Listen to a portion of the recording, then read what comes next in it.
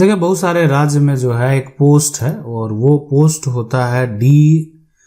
DCLR का। हो सकता है कि आपके राज्य में जो है ये पोस्ट का पोजीशन जो है राज्य सरकार के द्वारा ना हो, लेकिन ये जो एक तरह से पोजीशन है वो होता है डिप्टी कलेक्टर का पोस्ट होता है ना, और वो भी लैंड से संबंधित, लैंड रिफॉर्म्स ऑफिसर ये होता है इसका एक तरह से पूरा नाम। और ये जो DCLR होते हैं, ठीक है, ये कहने का मतलब है कि जो लैंड का रिकॉर्ड है ना, ठीक है, लैंड का जो रिकॉर्ड है, अब ये भी डिप्टी कलेक्टर जो है लैंड रिकॉर्ड्स जो ऑफिसर हैं, तो उनको ज़मीन की एक तरह से पूरा जो डिटेल है, यानी जो ये पोस्ट होता है ये अनुमंडल यानी लेवल का होता है। कहने का मतलब आपके जिला में जो भी जितने भी अनुमंडल हैं सभी अनुमंडल में ये पोस्ट जो है, और अनुमंडल से नीचे जो इतने भी अंचल हैं, ठीक है, उस अनुमंडल में जितने भी अंचल हैं उस सभी अंचल में, ठीक है, यानी जितने भी सर्कल हैं उस सभी जो सर्कल एरिया है उसमें क्या एक तरह से जो रेवेन्यू जनरेट हुआ, किस तरह से जो म्यूटेशन या जो दाखिल खारिज है उसमें किस प्रकार का कोई विवाद हुआ, जमीन अगर रजिस्ट्री हुई तो उसका म्यूटेशन क्यों नहीं हुआ, और साथ में कब्जा संबंधित का विवाद, ये सभी तरह के समस्याएं को जो है सुनने का एक अधिकार दिया गया इनको। ठीक है, इनका जजमेंट लोग नहीं अगर मानते हैं तो देखें क्या होता है कि एक्चुअल में लोग हाई कोर्ट का भी जजमेंट नहीं मानते हैं तो सुप्रीम कोर्ट जाते हैं, ठीक है। तो DCLR कोर्ट का अगर कोई जजमेंट, लेकिन जो लोग एक तरह से उसको लग गया कि नहीं अब आगे जाने से कोई फायदा नहीं है, विवाद यहीं खत्म कर देना है, तो वो DCLR के जजमेंट को एक्सेप्ट करते हैं और उसके बाद जो फैसला वहीं पे खत्म हो जाता है, ठीक है।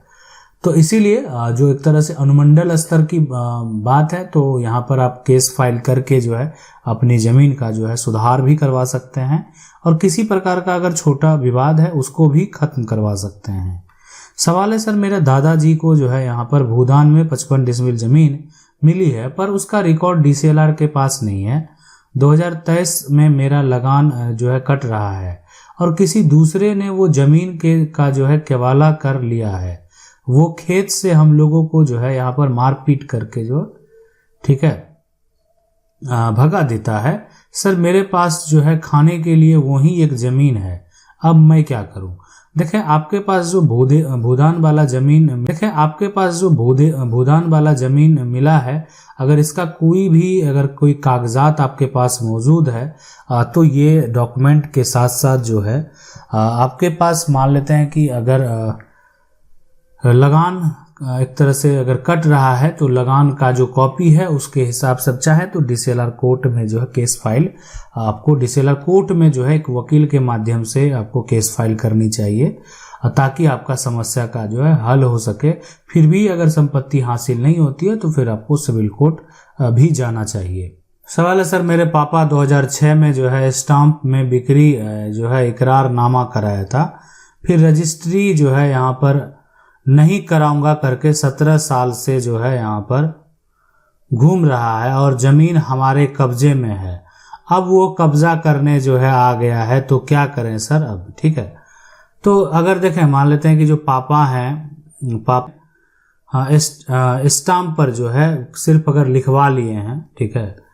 तो क्या होता है कि इस पे सिर्फ मान लेते हैं जो भी है, अगर 100 का स्टाम्प पे लिखा हुआ, 50 के स्टाम्प पे लिखा हुआ है, या 2006 की बात है तो 500 के स्टाम्प पे अगर लिखा हुआ है, जो भी उस समय का वैल्यूएशन है, सिर्फ उसको अगर लिखवा लिया है तो उससे मान लेते हैं आप जमीन का पूरा टाइटल आपके पास नहीं हो जाता। अगर मान लेते हैं उसकी रजिस्ट्री हुई है प्रॉपर वे से, ठीक है, तभी पॉसिबिलिटी है, नहीं तो अन्यथा उस तरह का डॉक्यूमेंट अगर आपके पास है तो आप सोच रहे हैं कि उस आधार पर हम जमीन का मालिक बन गए हैं या जो भी है, तो उस आधार पर वो एक तरह का एग्रीमेंट हो सकता है, उसमें आपको संपत्ति का टाइटल जो है वो प्राप्त नहीं हो सकता है। सवाल है सर, मैं बिहार से हूं और मेरे फादर के जो है ग्रैंड फादर के नाम से पट्टा का जमीन है, इस पे चकबंदी से मेरा जो है यहाँ पर डिग्री हो गया है 2007 में, और उसके बाद पटना हाईकोर्ट में अपील किया। विपक्षी पार्टी ने उसमें मेरा जीत हुआ। फिर उसके बाद जो है डबल बेंच जो है एलपीए में एक तरह से उसमें भी मेरा जीत हुआ, लेकिन कब्जा नहीं दे रहा, क्या करूं। नहीं देखें, अगर आपका कोर्ट से डिग्री हो गया है और जब आदेश हो गया कोर्ट से, तो अब उस पे आप जो है, आप क्या जो जीत हुआ अगर आपके पास है, अब इतने लंबे समय के बाद जो है अगर मान लेते हैं कि आपको पोजीशन नहीं दे रहा है, तो उस कंटेम्प्ट ऑफ कोर्ट का उस पर केस फाइल कीजिए, उस पर उसका वारंट निकलेगा। कोर्ट का अगर कोई फैसला हो जाता है और उस फैसले को अगर कोई व्यक्ति नहीं मानता है, अपमान कर रहा है, तो इसका मतलब है कि आप भी उसको सीरियस वे में नहीं ले रहे हैं। ठीक है, कि अगर आप मान लेते हैं सीरियस वे में लेते, आपके पक्ष में फैसला हो गया और जब आप इतनी लड़ाई लड़ रहे हैं,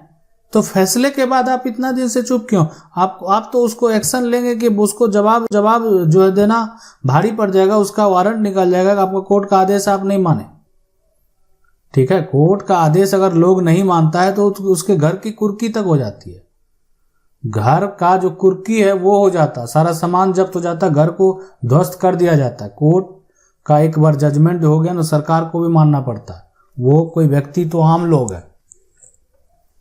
अगला सवाल है, सर हमारे घर पर 20 साल का कब्जा, फिर भी बोल रहा है कि घर खाली और जमीन हमारे नाम पर नहीं, पहले के जमाने में खरीद रखी, क्या करें, कुछ उपाय बताओ। देखें, आपका जो घर है, मान लेते हैं घर पर अगर 20 साल का अगर आपका जो है 20 साल से जो है ना कब्जा है, फिर भी बोल रहा है कि मान लेते हैं घर खाली करने के लिए, तो जमीन अगर नहीं आपके नाम पर है, आपके पास कागजात नहीं,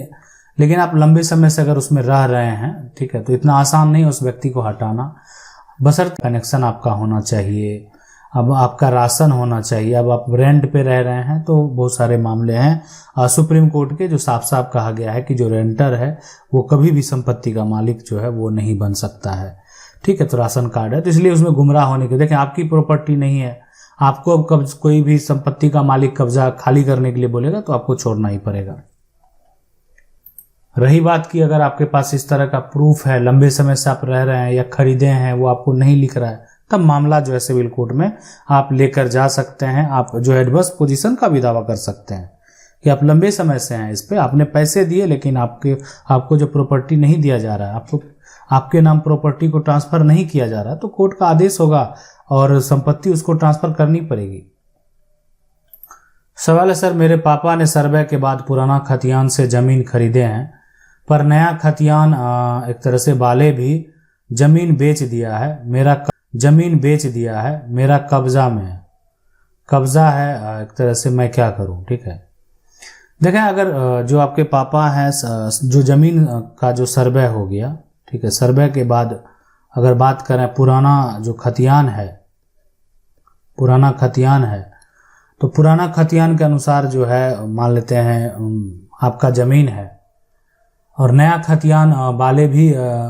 जमीन जो है बेच दिया है, जो इसका नाम से नया है, तो नया आपका कब्जा है, तो आपको करना क्या है, विकल्प आपके पास बहुत सारा विकल्प है। अब अगर वो बेच दिया है तो अब आप जो केस फाइल करेंगे तो 2 व्यक्ति के ऊपर करेंगे। एक पहला जिसके नाम सर्वे हुआ है ना, जिसके नाम अगर वो सर्वे एक तरह से हुआ है।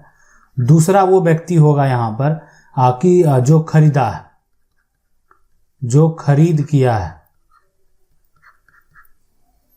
ठीक है, तो ये 2 व्यक्ति होगा मान लेते हैं। तो इस तरह से जो है ना ये पूरा कहने का मतलब अगर आपके नाम पर है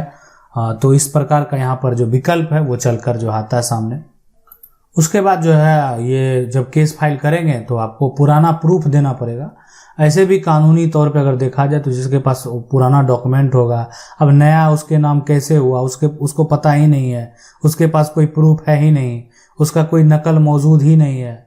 तो फिर इस तरह का जो है, और कब्जा भी वर्तमान में आपके पास है, वर्तमान में कब्जा आपके पास है, इस बात को मेंशन जो है कोर्ट में जरूर करें और कब्जा भी प्रयास करें नहीं होने दें। ठीक है, उस पे जो है स्टे के भी मांग आप कर सकते हैं और पुलिस प्रशासन को भी वर्तमान में ये बात की सूचना दे सकते हैं कि मेरा कब्जा है और मेरी ज़मीन को जो है कब्जा करने का प्रयास किया जा सकता है, जबकि मेरा मामला कोर्ट में लंबित है।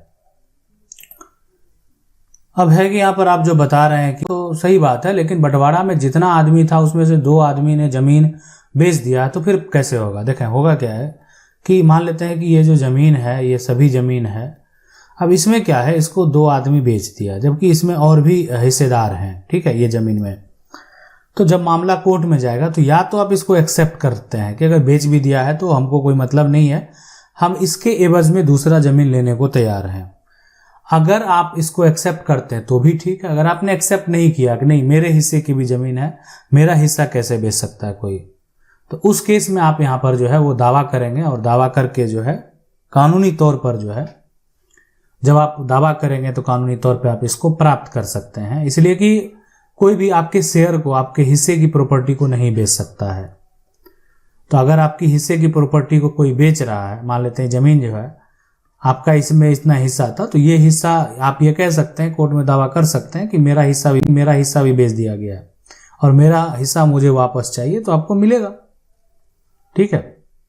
अगर आपके बिना सपोर्ट के बेचा गया होगा तो अब आप इसकी रजिस्ट्री हुई है, जो इसका सेल डीड हुआ है, उसमें जाके आप सपोर्ट किए उनको,